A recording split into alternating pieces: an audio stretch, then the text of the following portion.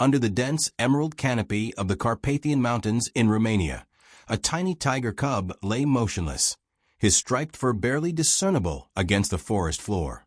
His ribs protruded beneath his orange and black coat, a frail silhouette in the dappled sunlight. Most hikers trekking through the Busigi Natural Park would have mistaken him for a shadow among the ferns. But Elena Dragomir, a woman grappling with a faltering career and a shattered personal life, paused her rugged SUV. Kneeling beside the tiger cub, she poured water from her bottle cap. To her surprise, the cub's pale tongue flicked out, weakly lapping at the offering. As Elena rose to leave, her interview with the prestigious Bucharest Wildlife Preservation Institute loomed 3 hours away.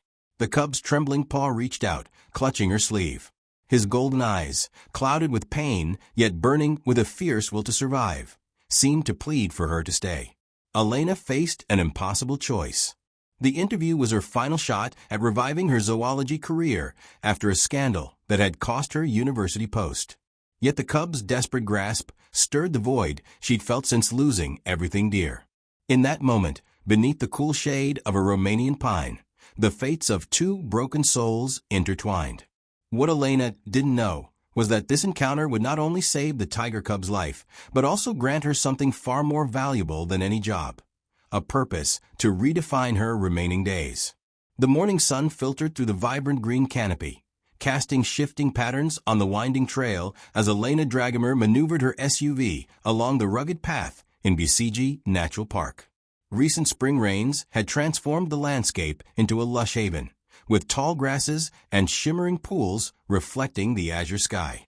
At 45, Elena was far from where she'd imagined herself. 6 months earlier, her engagement had collapsed, and a university scandal, accusations of manipulated research data that led to her dismissal, still lingered, despite her eventual exoneration. Too late to reclaim her position, she now pinned her hopes on an interview with the Bucharest Wildlife Preservation Institute. Her former mentor, Dr. Sofia Popescu, had pulled strings to secure this chance. The interview, her last hope to return to the research she loved, was at 2 p.m., giving her just enough time for the 3-hour drive if she left now. Elena had chosen the scenic route through the park to clear her mind, preparing for the inevitable questions about her professional hiatus. A small, striped shape beneath an ancient pine nearly escaped her notice. At first, she thought it was a trick of light, but an instinct from her fieldwork days slowed her vehicle. The sunlight filtering through the branches revealed the orange and black fur of a tiger cub, no older than 3 months, lying on a bed of moss. Elena stopped, scanning the dense, verdant undergrowth for signs of danger. Tigers were rare in these mountains, often escapees from illegal trafficking or abandoned by poachers, but no adult was in sight. No rustle in the ferns, no warning snarl, just the cub's stillness. She should have driven on. The interview was critical, her last lifeline. But Elena stepped out, her boots sinking into the damp earth.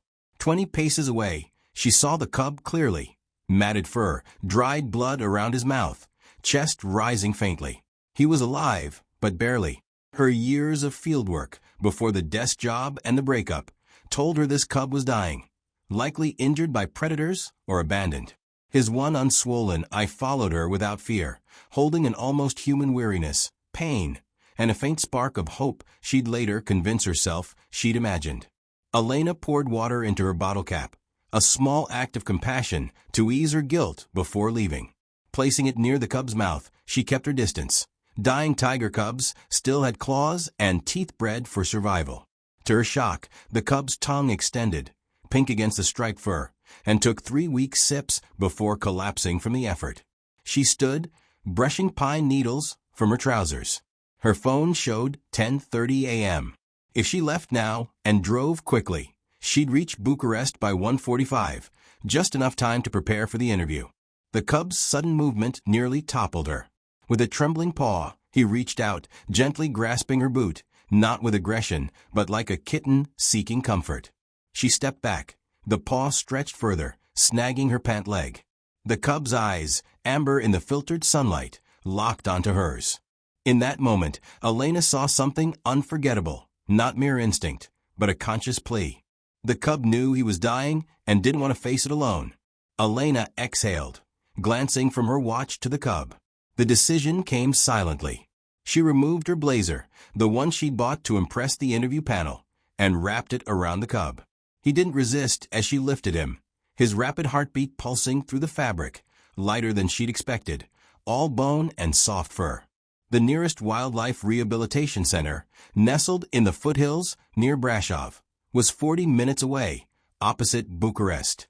Elena placed the cub on the passenger seat, glanced at the road to the city, and started the engine, turning toward Brasov. The Brasov Wildlife Sanctuary sat in a stone building surrounded by towering pines. Elena carried the bundled cub inside, a bell chiming as she entered. Dr. Anna Vrancianu, a veterinarian, unwrapped the cub, her hands swift and skilled as she assessed his injuries. Her calm professionalism eased Elena's nerves. The cub was whisked to an emergency room, leaving Elena in the waiting area, her blazer stained with blood, her phone buzzing with missed calls. The interview had begun 10 minutes ago. She filled out a form, her handwriting unsteady, her mind wrestling with the cost of her choice. After an hour, Dr. Vrancianu returned, her face serious. The cub had survived the critical phase, but remained frail. His wounds suggested an attack by a wild dog, likely separated from his mother or smuggled and abandoned. No one knew how long he'd survived alone, but severe dehydration and emaciation pointed to days. By evening, Elena's phone was flooded with furious messages. Dr. Popescu, who'd staked her reputation on this interview, was livid. The job was gone, along with Elena's path back to academia. Yet, driving to her Brasov hotel in the twilight, she felt no regret. The cub's eyes, his desperate grip, had rekindled a connection she thought she'd lost. 3 days later, Elena visited the sanctuary. To her surprise, the cub was stronger, now drinking milk from a bottle. Dr. Vrancianu explained he was a male, about 3 months old, named Radu, meaning joyful in Romanian. As Elena watched through the window, Radu's head lifted, his nose sniffing the air. The young veterinarian feeding him struggled as he grew restless, his golden eyes searching, as if sensing Elena's presence beyond the glass. As Radu turned his head toward the window, his golden eyes locked onto Elena, and he let out a soft sound, a mix of a mew and a growl, that Dr. Vrancianu later identified as the call tiger cubs use to summon their mothers. Strangely, Radu seemed to recognize Elena. When she was allowed into the room, his demeanor shifted dramatically. The cub grew calm, accepted milk from the bottle, and even emitted a low, rumbling purr as Elena gently stroked his neck, a behavior the sanctuary staff had never seen in such a young wild tiger. In the days that followed, a pattern emerged. Radu refused food or medicine unless Elena was present. She became a fixture at the sanctuary, spending every spare moment by Radu's side, reading journals while he slept or sitting by his enclosure, murmuring about brighter days. Dr. Vrancianu initially worried about this bond, as the sanctuary's mission was to rehabilitate wildlife for release, and human attachment could hinder survival. But Radu's rapid recovery under Elena's care softened her stance, allowing a reluctant compromise. 2 weeks later, Elena became an official volunteer. She sold her vintage necklace, a relic from her academic days, to rent a modest flat near Brasov. Her new life was starkly simple, yet for the first time in years, she felt a clear purpose. Radu thrived, transforming from a frail cub into a robust young tiger with glossy fur and keen eyes. His wounds healed, leaving a scar across his shoulder from the wild dog attack that had separated him from his mother. The sanctuary staff couldn't ignore the unique bond between Elena and Radu. They began documenting their interactions, taking photos and videos for research. The sanctuary's social media posts about the woman and her tiger drew global attention, bringing donations and interview requests, which Elena quietly declined. Her focus was solely on Radu. When Radu reached 6 months, discussions about his future began. Normally, a tiger cub his age would be with his mother, learning to hunt and survive. Without those skills, Radu couldn't thrive in the wild. The sanctuary faced 2 options: keep him in permanent captivity, or teach him independence. Elena, leveraging her zoology expertise, proposed a training program. She spent nights studying tiger rehabilitation, poring over every available study. Her plan involved moving Radu to a larger enclosure to practice tracking and catching prey, guided by biologists and herself. Dr. Vrancianu, impressed by Elena's dedication, approved the plan, stipulating that Elena gradually reduce her presence to foster Radu's independence. Though it pained her, Elena agreed, knowing Radu deserved a free life, not one tethered to humans. Radu was moved to a 2-hectare enclosure with electric fencing. Elena, alongside biologists, designed exercises to mimic hunting. Small prey like rabbits were released, allowing Radu to hone his instincts. At first he struggled, too accustomed to human care, but with Elena's patient guidance, he began to show a hunter's prowess. Her pride was evident with each success, but soon, troubling signs emerged in her own health: persistent headaches, fatigue, and occasional dizziness. She brushed them off as stress from Radu's training. Dr. Vrancianu, with a physician's keen eye, noticed the changes and urged Elena to see a doctor. Tests led to an MRI, which revealed a devastating truth. At 45, Elena had an inoperable, late-stage brain tumor. With treatment, she might have 6 to 9 months. Without, perhaps 3. In the doctor's office, numb from the news, Elena's thoughts drifted to Radu. The young tiger was set for release into a Carpathian conservancy in 6 months, once he mastered survival skills. Elena had dreamed of witnessing that day, seeing Radu embrace the freedom he deserved. Now, her reality had shifted. She faced a choice, much like the one on that forest trail months earlier, between her desires and what truly mattered. Elena declined chemotherapy, knowing its side effects would sap her strength to work with Radu. She chose pain management to maximize her time. She confided only in Dr. Vrancianu, swearing her to secrecy. In the following months, Elena poured her energy into preparing Radu for the wild. Now a striking young tiger with a developing mane, Radu excelled in hunting assessments, mastering most survival skills. But one hurdle remained: his attachment to Elena. If released too soon, he might seek humans, risking tragedy. Elena knew she had to step back, the hardest task yet. She began reducing her time with Radu, visiting briefly before withdrawing to let him focus on hunting. The staff speculated about her distance, unaware of her silent battle. In her small flat, Elena wrote a journal about Radu, chronicling their journey, a legacy of compassion across species. As Radu's release date, May 15th, neared, 4 weeks away, Elena's health plummeted. Headaches intensified, and her vision and balance faltered. She knew her time was short. On May 10th, as Elena approached the sanctuary gate, she collapsed. Staff rushed her to a Brasov hospital, where doctors confirmed her days were numbered. In her hospital room, she shared her diagnosis with the sanctuary staff, her newfound family.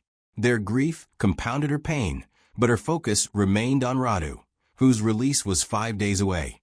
Dr. Vrancianu sat by her bedside as Elena voiced her final wish: to see Radu one last time, to say goodbye. It was an impossible request, breaking every rule. Bringing a wild tiger into a hospital risked everyone's safety.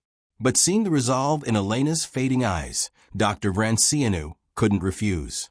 What followed became legend in wildlife circles.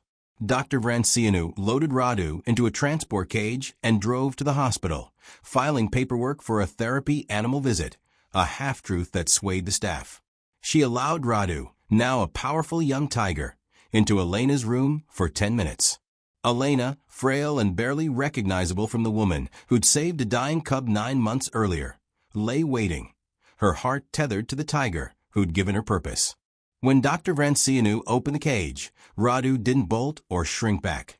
He stepped out slowly, his nose twitching at the sterile scent of antiseptic. Then he saw Elena. The sound he made was unlike anything Dr. Vrancianu had heard in her 20 years of wildlife work. Not a roar, not a growl, but something raw and ancient. Radu, now 30 kilograms of sleek predator, leapt onto the hospital bed with startling grace, curling beside Elena like a domestic cat. Her trembling hand found the spot behind his ears, where he'd always loved to be scratched. In a faint whisper, Elena offered her final words to her tiger friend, a blessing to live fiercely, to hunt, to find a mate, to sire cubs, to embody the wild tiger he was born to be. That was her only wish for him. Radu's amber eyes met hers one last time, and as if sensing her meaning, he pressed his nose gently to her cheek. The tenderness of the gesture forced Dr. Vrancianu to look away, hiding her tears.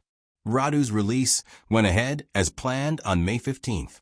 Elena had passed 3 days earlier in the quiet dawn, surrounded by Dr. Vrancianu and the sanctuary staff. She slipped away peacefully, speaking of misty Carpathian mornings and the soft rumble of Radu's purr.